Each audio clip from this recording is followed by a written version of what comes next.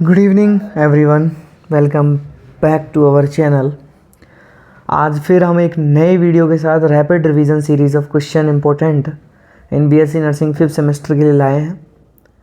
Nursing education and communication technology के ऊपर ये कोई गैसियस क्वेश्चन नहीं है। पहले भी वीडियो के शुरू में बता दे रहा हूँ, 6 से 7 साल के पेपरों के क्वेश्चंस उठाए गए हैं। आपने देखा ही होगा पिछले 3 पेपर बिल्कुल मैच हो रहे हैं, हर क्वेश्चन मैच हो रहा है। उसी हिसाब से इन क्वेश्चंस के भी पॉसिबिलिटी है कि ये भी मैच हो। बाकी देखते हैं भगवान ने क्या चाहा। सबसे पहला क्वेश्चन हमारा वही semester wise pattern long question, define counselling. सबसे पहला ए पॉइंट आता है, उसमें डिफाइन काउंसलिंग के बारे में आता है। Analyse the step of counselling process, और जो काउंसलिंग की प्रोसेस है उनके स्टेप्स को हमें एनालाइज करना है। और अगली बात करें हम तो explain the role of counsellor in counselling process, कि एक रोल होता है जो काउंसलर का किसके अंदर, एक काउंसलिंग प्रोसेस के अंदर, उसको हमें यहाँ पे डिस्कस करना है ब्रीफली। क्योंकि ये क्वेश्चन लॉन्ग के अंदर आया है, इसका मतलब आप खुद समझ जाओगे कि लॉन्ग के अंदर अगर क्वेश्चन आया है तो सीधी सी बात है कि इसको हमें ब्रीफली एक्सप्लेन करना है। सबसे पहला पॉइंट तो ये। अब हम बात करते हैं हमारे नेक्स्ट क्वेश्चन के ऊपर। तो नेक्स्ट क्वेश्चन की अगर बात की जाए तो इसमें आता है define assessment and the right the purpose and scope of assessment. Assessment के ऊपर भी क्वेश्चन बहुत इंपॉर्टेंट है, क्योंकि कम्युनिकेशन नर्सिंग एजुकेशन टेक्नोलॉजी के अंदर असेसमेंट अपने आप में एक बहुत बड़ा टॉपिक है। इससे क्वेश्चन मोस्ट ऑफ बनता ही बनता है।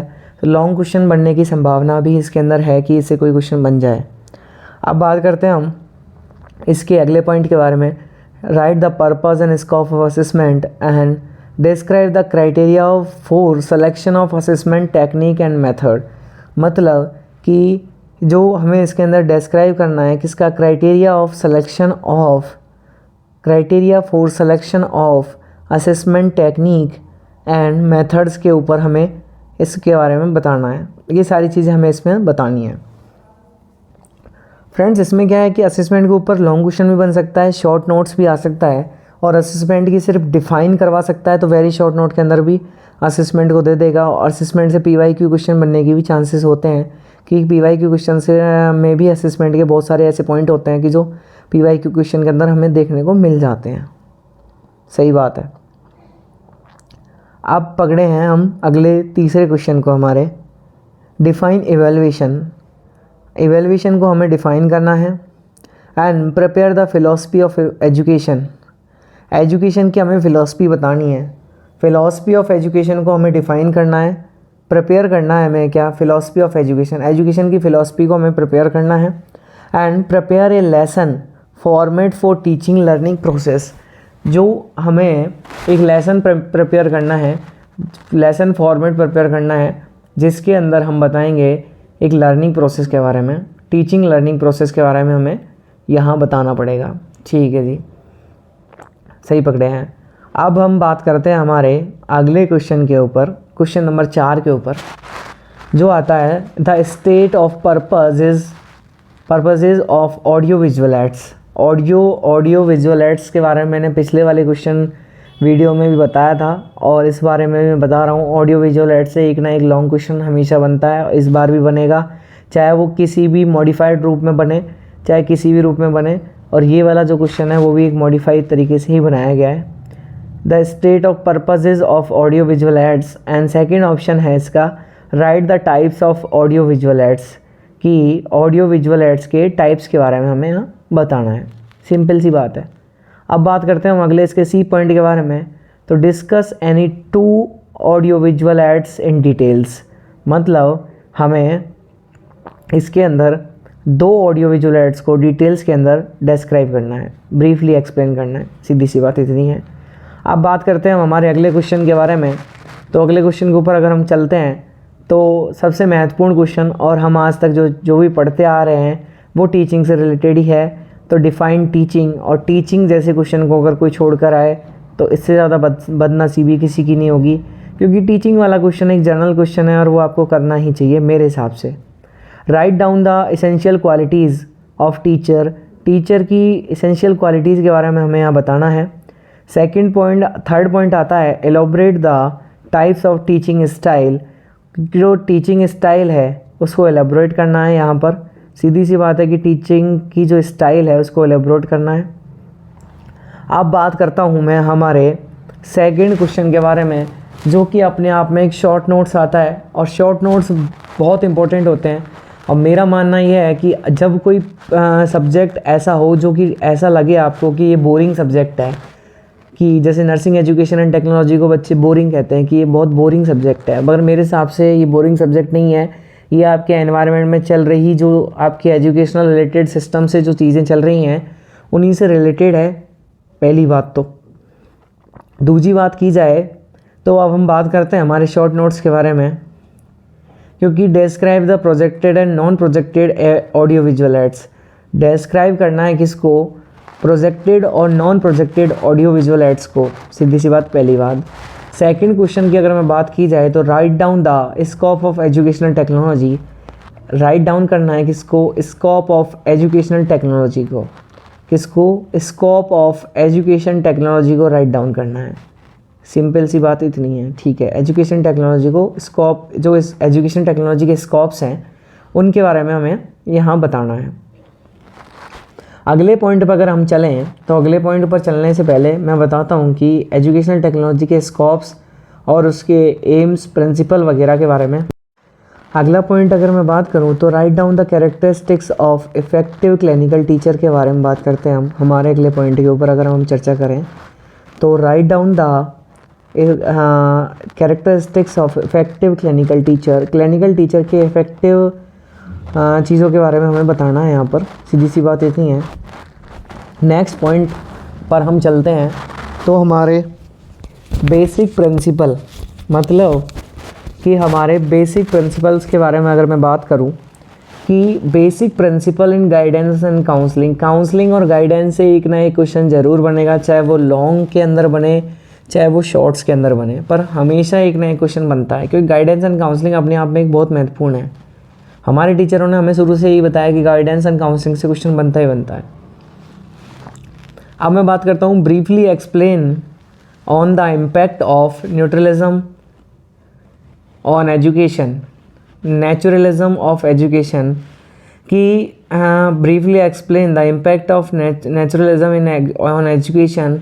इसके ऊपर भी क्वेश्चन इम्पोर्टेंट है, इसके ऊपर शॉर्ट नोट्स में क्वेश्चन बनता है, हमेशा बनता है। और इस बार भी 99% चांसेस हैं कि आपके नेचुरलिज्म ऑफ ऑन एजुकेशन पर क्वेश्चन बने विद माय एक्सप्लेनेशन। अब मैं बात करता हूँ द अगले हमारे पॉइंट के बारे में, तो list the graphic aids and describe in detail about the graphic aids. Graphic aids के ऊपर क्वेश्चन बना है, क्योंकि ग्राफिक एड से भी क्वेश्चन क्या है कि पिछले 2 सालों के अंदर कोई क्वेश्चन नहीं आया है ग्राफिक एड से, तो ग्राफिक एड से क्वेश्चन बना है। क्योंकि मैंने अदर स्टेट के पेपर्स भी देखे हैं, एमपी यूपी साइड के जो मैंने पेपर्स देखे हैं, बीएससी नर्सिंग हरियाणा जोन का अंदर के भी पेपर्स मैंने जब चेक किए हैं, तो मैंने उनमें देखा है कि उनके अंदर भी ग्राफिक एड से 2 साल के अंदर 3 साल के अंदर कोई भी क्वेश्चन नहीं आया है। तो ग्राफिक एड से शॉर्ट नोट्स के अंदर क्वेश्चन आना एक लाजमी है। अब हम बात करते हैं हमारे अगले पॉइंट के बारे में, discuss about the use of modern technology such as a computer and internet as a effective media for teaching. कि एक इफ़ेक्टिव मीडिया ऑफ टीचिंग में कंप्यूटर और इंटरनेट का क्या मॉडर्न टेक्नोलॉजी में यूज़ है, उसके बारे में हमें डिस्कस इसके अंदर शॉर्ट नोट के अंदर एक्सप्लेन करना है। देखिए फ्रेंड्स, मैं आपको अभी बता दे रहा हूँ, इन क्वेश्चनों का मतलब ये नहीं है कि किसी भी पेपर से उठाकर यहाँ चेप दिए जाएं। पहली बात तो मैं हमेशा सीधी बात करता हूँ और साफ सीधी बात करता हूँ, कभी उल्टी बात नहीं करता। इन पेपरों को बनाने के लिए बहुत ज़्यादा माइंड स्किल्स लगती हैं, दिमाग खपाना पड़ता है, तब जाकर एक एक क्वेश्चन का महत्व पता चलता है, तब जाकर उसे पेपर पर उतारा जाता है और फिर आपके सामने लाया जाता है। बहुत मेहनत लगती है, तो प्लीज़ वीडियो के लास्ट तक बने रहिएगा और एक एक क्वेश्चंस जो मैं आपको डिस्कस कर रहा हूँ, ब्रीफली एक्सप्लेन कर रहा हूँ, इसका मतलब यही है कि आपके लिए वो बहुत ज़्यादा इम्पोर्टेंट होने वाला है। Discuss about the mention any 4 level of health education. Health education से क्वेश्चन बना कि हमें 4 लेवल हमें एक्सप्लेन करने हैं किसके, हेल्थ एजुकेशन के। ठीक है जी। Explain about the micro teaching in details, कि माइक्रो टीचिंग को डिटेल्स के अंदर हमें एक्सप्लेन करना है। इसके अंदर हमें ये बताया गया है। पहली बात तो ये कि हमें माइक्रो टीचिंग को डिस्कस करना है डिटेल्स में। अगला पॉइंट अगर चलते हैं तो discuss about the bed side clinical teaching method, कि जो bed side clinical teaching method है उसको हमें शॉर्ट नोट्स के अंदर डिस्कस करना है। अब हम चलते हैं हमारे अगले पॉइंट के ऊपर। तो जस्टिफाई करना है किसको, practical need of examination in nursing, कि नर्सिंग के अंदर जो प्रैक्टिकल नीड ऑफ एग्जामिनेशन है उसको जस्टिफाई करना है। सीधी सी बात, पहली बात तो ये। अगला पॉइंट अगर हम चलते हैं, अगले पॉइंट को हम पकड़ते हैं तो details about the AIIMS about education discipline, मतलब डिटेल्स में हमें बताने हैं किसके, AIIMS about the discipline of education, या किसी भी तरीके से इसको बोल सकते हैं हम। डिसिप्लिन ऑफ एजुकेशन के एम्स को हमें यहाँ पे बताना है। और अगले क्वेश्चन की अगर मैं बात करूँ तो latest approach of to learning, कि हमें लर्निंग की लेटेस्ट अप्रोचेज़ के बारे में भी हमें इसमें बताना है। ये बात ठीक है। Explain in detail about the principle, अब हमें एक्सप्लेन करना है डिटेल्स के अंदर किसको, प्रिंसिपल्स को, advantage and disadvantage of OHP। अब आपने अगर पढ़ा होगा तो आपको इसकी शॉर्ट फॉर्म पता होगी, मैंने इसीलिए फुल फॉर्म यहाँ मेंशन नहीं करी है। आप खुद से पढ़ोगे तो पता चलेगा, वरना नहीं पढ़ने वालों को तो आसमान भी वही और धरती भी वही, सीधी कहानी ये है। और अब हमारा जो इम्पोर्टेंट है OSC ही, मैंने इसकी भी मैंने फुल फॉर्म नोटिफाई नहीं करी है, वो इसीलिए नहीं करी है, पढ़ने वाले को इशारा काफ़ी हो जाता है, समझदार को इशारा काफ़ी हो जाता है। ठीक। अगले पॉइंट की अगर मैं बात की जाए कि चलिएगा हम अगले पॉइंट के ऊपर बात करें, explain in details about the social attitudes, कि हमें सोशल एटीट्यूड्स के ऊपर डिटेल्स में बताना है कि डिटेल्स में सोशल एटीट्यूड्स का क्या महत्व है, उसके बारे में हमें इसके अंदर मेंशन करना है। कुछ ऐसे पॉइंट्स थे जो मैंने पिछली वीडियो में कवर किए हैं, तो आप ऐसा ना कीजिएगा कि पिछली वीडियो को ना देखें, एक बार पिछली वीडियो को भी आप देखिएगा, क्योंकि फ्रेंड्स मैंने 7 से 8 साल के पेपरों में एक ऐसा क्वेश्चन नहीं छोड़ा जो मैंने अपने खुद के बेसिस ऑफ एक्सपीरियंस के ऊपर नहीं देखा हो। इसीलिए मैंने जो क्वेश्चंस बनाए हैं बहुत सोच समझ कर बनाए हैं। Explain about in details about the social attitudes के बारे में आप ज़रूर ध्यान रखिएगा। अगले क्वेश्चन की अगर मैं बात करूं तो अब वेरी शॉर्ट नोट के ऊपर हम आते हैं। तो वेरी शॉर्ट नोट के ऊपर भी मैंने बहुत सारे ऐसे क्वेश्चंस हैं जो इंपॉर्टेंट हैं एग्ज़ाम की दृष्टि से, उनके ऊपर मैंने फोकस किया है। सबसे पहला हमारा हेल्थ एजुकेशन को डिफ़ाइन करना है कि हेल्थ एजुकेशन क्या होता है, इसके ऊपर हमें डिफ़ाइन करना है वेरी शॉर्ट नोट के अंदर। कम्युनिकेशन, बच्चे कहते हैं कि बहुत सारे बच्चों का मैसेज भी आया है कि सर जौहरी विंडो कम्युनिकेशन ये हमारे सिलेबस में नहीं है, बट बेटा CET communication and nursing education technology जिस वर्ड का मीनिंग ही सब्जेक्ट से स्टार्ट होता हो उसका अगर क्वेश्चन नहीं आए ऐसा पॉसिबल ही नहीं है। तो कम्युनिकेशन को वेरी शॉर्ट नोट के अंदर दे सकता है डिफ़ाइन करने के लिए। आप उसमें कुछ भी नहीं कह सकते एग्जामिनर को कि ये हमारे सिलेबस में नहीं है, पहली बात तो ये। दूसरी बात अगर हम करते हैं सिंपोजियम, वेरी इंपॉर्टेंट है, सिंपोजियम से क्वेश्चन बनेगा। बुलेटिन बोर्ड मैंने इंपॉर्टेंट लगवाया था कि बुलेटिन बोर्ड पढ़कर जाना, बुलेटिन बोर्ड से भी क्वेश्चन आएगा, बुलेटिन बोर्ड से भी क्वेश्चन बन सकता है। लेक्चर एंड सेमिनार से भी क्वेश्चन बन सकता है, और एजुकेशनल टीचिंग मीडिया से क्वेश्चन बन सकता है कि टीचिंग मीडिया क्या होती है, इसको डिफ़ाइन कीजिएगा। टीचिंग मीडिया से क्वेश्चन बन सकता है, बुलेटिन बोर्ड से क्वेश्चन बन सकता है।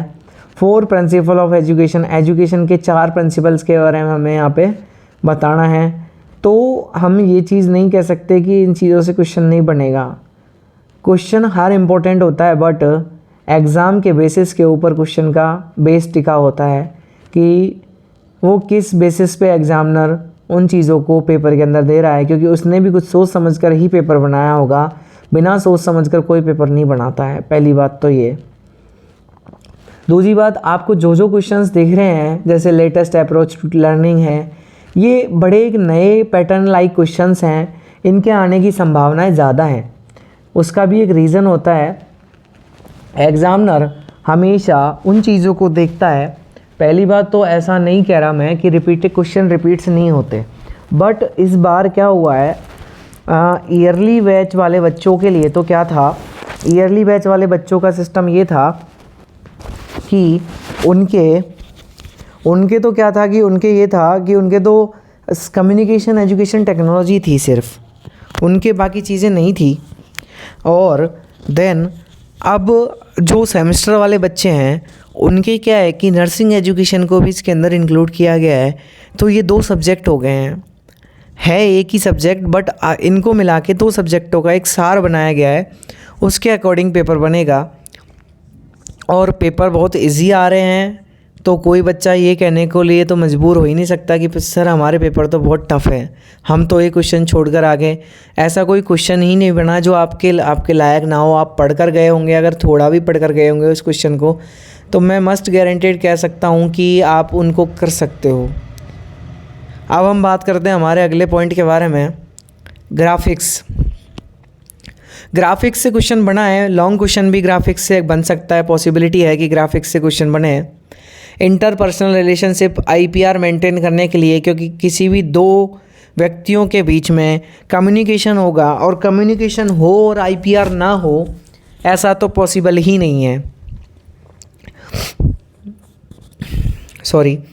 अब हम बात करते हैं हमारे अगले पॉइंट के बारे में, जो कि आता है मेथड ऑफ टीचिंग का, कि मेथड ऑफ टीचिंग का क्या पॉइंट है उसके बारे में मैं बताना चाह रहा हूँ कि इसको डिफ़ाइन करना है, ये भी इम्पोर्टेंट है। अब इवैल्यूएशन को डिफ़ाइन करना है। इवैल्यूएशन से मैंने क्वेश्चन बताया था शॉर्ट नोट्स के अंदर, वेरी शॉर्ट नोट के अंदर भी क्वेश्चन इससे आया है। IEC इंफॉर्मेशन एजुकेशन कम्युनिकेशन से क्वेश्चन बन सकता है। आपको सिंपल, मैंने तो चलो फुल फॉर्म में दिया है, आपको शॉर्ट फॉर्म के अंदर वो दे सकता है कि शॉर्ट फॉर्म के अंदर आपको IEC के बारे में वो बता दे, IEC के बारे में आपको वो शॉर्ट फॉर्म में बता दे, वो भी एक पॉसिबिलिटी है। अब बात करते हैं हम एटीट्यूड स्केल के बारे में, कि एटीट्यूड स्केल से भी क्वेश्चन बनता है। डिफाइन नर्सिंग बजट से भी क्वेश्चन बना है, सीधी सी बात है। And define the human relation in nursing के अंदर ह्यूमन रिलेशन का क्या रोल है उसको डिफाइन करना है। अगले क्वेश्चन के बारे में चलते हैं। Right A PYQ questions in the following points. सबसे पहले ए क्वेश्चन के बारे में अगर मैं बात की जाए तो technique of effective communication included, कि जो टेक्निक्स है किसकी, इफ़ेक्टिव कम्युनिकेशन स्किल्स की, उनको क्या बोलेंगे, कौन सी स्किल्स हैं वो, कन्वर्सेशनल स्किल है, लिसनिंग स्किल है, टीचिंग टेक्निकल स्किल है, या ऑल ऑफ दीज है। तो आप सोचिए एक इफ़ेक्टिव कम्युनिकेशन की कौन कौन सी स्किल्स हो सकती हैं। सबसे पहली स्किल की अगर बात करें तो कम्युनिकेशन स्किल पॉसिबल है, क्योंकि कम्युनिकेशन कन्वर्सेशनल स्किल है।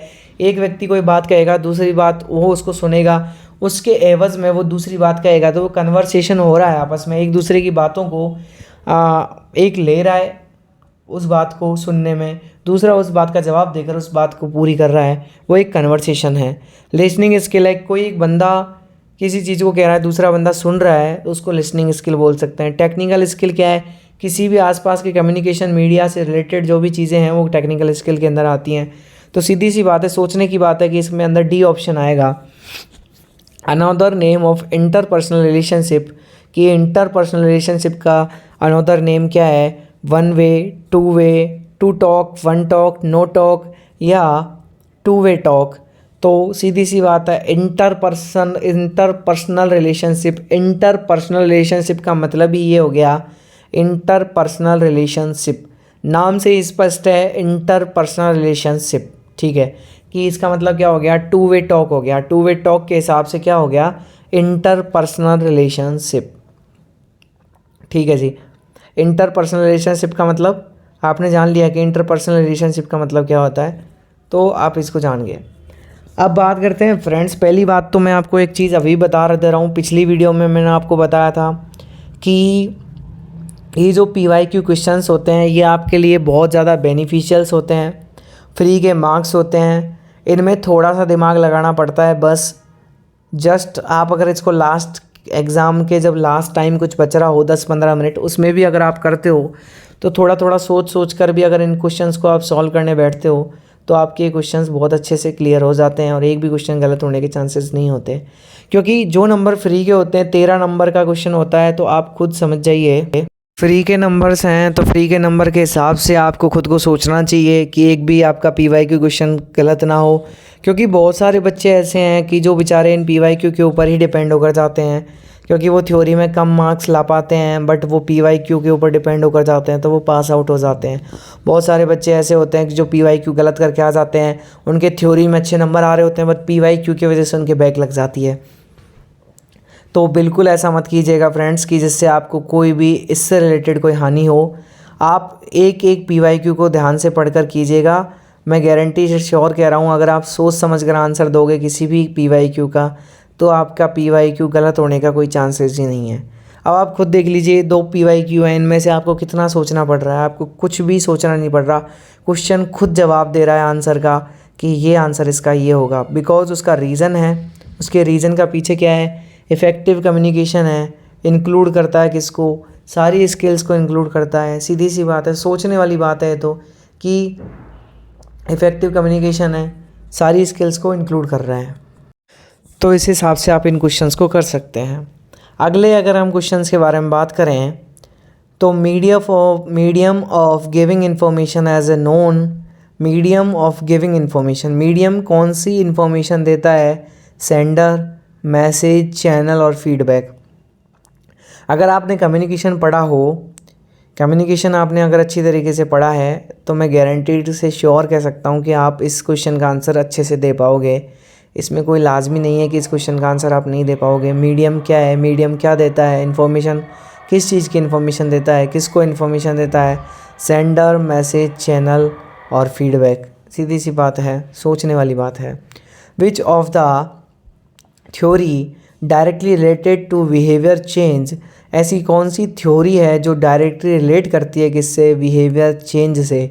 अगर आपने साइकोलॉजी के अंदर बहुत अच्छे से साइकोलॉजी पढ़ी हो, है ना, तो अगर आपने पर्सनैलिटी थ्योरी है, बिहेवियर थ्योरी है, इनके बारे में अगर आपने अच्छे से पढ़ा हो तो आप इस क्वेश्चन को करने में बिल्कुल चूकेंगे नहीं और आप नॉर्मली इस क्वेश्चन का आंसर दे सकते हैं। मैंने आंसर नहीं लिखा है, आप खुद से कीजिएगा। PAN 3 मॉडल है, हेल्थ इलनेस कॉन्टिनम मॉडल है, नर्सिंग फाउंडेशन का क्वेश्चन है। रोगर्स थ्योरीज है एंड MC निकमर्स रूल है। MC निकमर्स रूल है। अब आप अपने हिसाब से आंसर दीजिएगा कि इसके आंसर आपके हिसाब से कौन सा सूटेबल रहेगा, उसी को आप टिक कीजिएगा। अब हम बात करते हैं हमारे अगले क्वेश्चन के बारे में कि health education by a nurse to group of people can be term as. मतलब health education by a nurse to group of people. एक हेल्थ एजुकेशन दे रही है एक नर्स किसको? एक ग्रुप ऑफ पीपल को। किसी एक ग्रुप ऑफ पीपल को हेल्थ एजुकेशन दे रही है एक नर्स, वो किस वे में देगी? सीधी सी बात है, आप खुद समझिए कि हॉस्पिटल के अंदर कोई नर्स है, वो क्या कर रही है? एक पेशेंट एडमिट हुआ हॉस्पिटल के अंदर। मैं इस तरीके से आपको इसको समझा देता हूँ कि एक पेशेंट एडमिट हुआ किसी हॉस्पिटल के अंदर, उस पेशेंट को कोई डिजीज़ है, उस डिजीज़ के बारे में अगर नर्स बता रही है किसको? आसपास बैठे जो पेशेंट के अटेंडर हैं उनको, बट और साइड में जो स्टाफ है, नर्सिंग स्टाफ के साथ भी जो स्टाफ है, पैरामेडिकल स्टाफ है, उनको भी साथ में क्या है, एक स्मॉल ग्रुप हो गया। किसी भी एक स्मॉल ग्रुप ऑफ कम्युनिकेशन को अगर तरीके से नर्स क्या कर रही है, एक हेल्थ एजुकेशन के बारे में इंफॉर्मेशन प्रोवाइड करवा रही है, तो इसका साफ और सीधा मतलब ये निकलता है कि वो स्मॉल ग्रुप ऑफ कम्युनिकेशन को प्रमोट कर रही है। स्मॉल ग्रुप ऑफ कम्युनिकेशन को प्रमोट कर रही है। इंट्रापर्सनल कम्युनिकेशन को नहीं कर सकती क्योंकि सिंगल किसी एक व्यक्ति को नहीं कर सकती। एंड बात करें हम इंट्रापर्सनल रिलेशनशिप में भी नर्स जो होती है वो किसी एक को नहीं कर सकती। देन अब मैं बात करता हूँ हमारे पब्लिक कम्युनिकेशन तो आएगा ही नहीं। पब्लिक कम्युनिकेशन तब आता जब वो एक कम्युनिटी या सोसाइटी के अंदर बहुत सारे लोग, जो हज़ारों की संख्या में लोग होते, उनको उस बारे में बताती, तो इसके अंदर पब्लिक कम्युनिकेशन